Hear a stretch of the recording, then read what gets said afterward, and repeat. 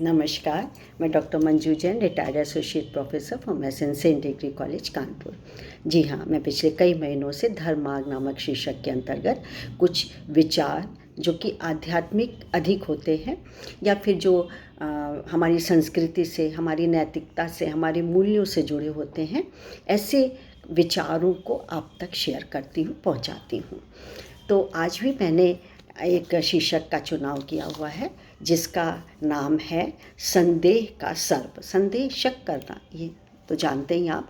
तो आप तो जानते हैं कि बेवजह संदेह और जब एकदम एक्सट्रीम चरम सीमा पे पहुंच जाता है तो क्या होता है, या तो परिवार टूट जाता है, बिखर जाता है, लोग आत्महत्या तक कर लेते हैं, या संबंध विच्छेद हो जाता है, या फिर इतना कलहपूर्ण वातावरण हो जाता है कि वो फिर मनमुटाव ही होता है, कभी प्रेम, आपसी प्रेम नहीं बच पाता है।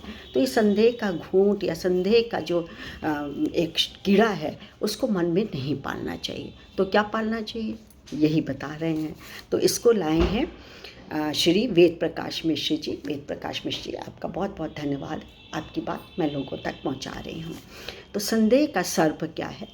संदेह एक मानसिक विकार है जो व्यक्ति के सृजनशील ऊर्जा को व्यक्तित्व विघटन की ऊष्मा में परिवर्तित कर उसकी जीवन वाटिका को शूलों से, बाणों से भर देता है। इन शूलों की चुभन उसे दिन रात बेचैन किए रहती है। संदेहग्रस्त मन तन को स्वस्थ नहीं रहने देता है। उत्साह, उमंग एवं उल्लास का अपहरण सा हो जाता है। व्यक्ति फिर क्या होता है, तनाव में, कुंठा में एवं अवसादग्रस्त होकर कभी कभी समाज विरोधी गतिविधियों में लीन हो जाता है, जिसकी चर्चा अभी हम लोग कर रहे थे। वह जिस व्यक्ति पर संदेह करता है उसके प्रति कटु विरोधी भाव रखने लगता है। संदेह के कारण वह उस व्यक्ति से घृणा करने लगता है।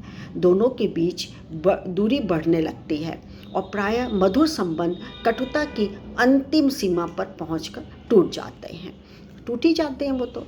संदेह का जन्म कभी संदिग्ध व्यक्ति के कार्य व्यवहार को देखकर संदेहकर्ता के मन में स्वयं ही हो जाता है, तो कभी कभी अन्य व्यक्ति द्वारा संदिग्ध व्यक्ति के विषय में संदेहप्रद सूचना देकर संदेह का बीजारोपण कर दिया जाता है और अन्य कुतर्कों एवं कुसाक्ष्यों का जल पाकर शीघ्र ही विशाल वृक्ष का रूप धारण कर लेता है और जिसके विषाक्त फल जीवन का आधार नहीं, विनाश का कारण बनते हैं। मंथरा ने कैकेयी के मन में राजा दशरथ, महारानी कौशल्या और राम के प्रति संदेह का बीजारोपण कर उन्हें राम, सीता, लक्ष्मण के वन गमन का दोषी बनाकर सभी की घृणा का पात्र बना दिया था। रामायण के एक अन्य प्रसंग में सीता के मन में लक्ष्मण के प्रति किंचित संदेह का भाव उत्पन्न हो जाता है। कब? जब राम सीता के कहने पर स्वर्ण मृग का शिकार करने जाते हैं और मारीच राम की बोली में लक्ष्मण को आर्त स्वर में सहायतार्थ के लिए पुकारता है। सीता के कहने पर भी लक्ष्मण उन्हें असुरक्षित छोड़कर नहीं जाना चाहते।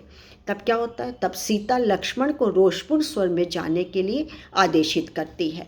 लक्ष्मण राम अजेय हैं के तथ्य को सीता के संज्ञान में लाते भी हैं, किंतु वह लक्ष्मण को अपनी सुरक्षा से मुक्त कर राम की रक्षा हेतु शीघ्र जाने के लिए विवश कर देती है।